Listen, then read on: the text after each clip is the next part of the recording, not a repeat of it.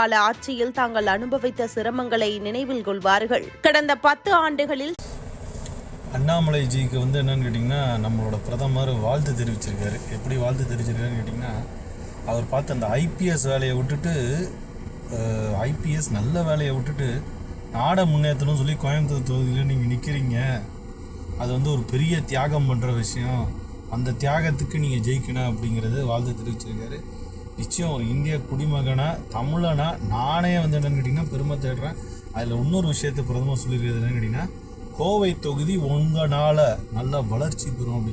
கோவை தொகுதி ஏற்கனவே வளர்ச்சி பெற்றுறது. அப்போ இவரால் வளர்ச்சி பெறும் அப்படின்னு சொல்லும்போது எனக்கு என்ன தெரியுதுன்னு கேட்டிங்கன்னா, உலகம் தரம் வாய்ந்த வளர்ச்சி. அது 1, 2 அந்த மாதிரி லெவலில் அண்ணாமலை கொண்டு வரதுக்கான சாத்தியம். அதாவது என்ன சொல்கிறேன், பார்லிமெண்ட்டில் நீங்கள் உட்காரும் போது அதை கொண்டு வருவீங்க நம்புகிறேன் அப்படிங்கிறது. அப்போ உலகத்தரமான லெவல், உலகத்தில் இருக்க நம்பர் 1 சிட்டியாக கோவையை கொண்டு வருவாருங்கிற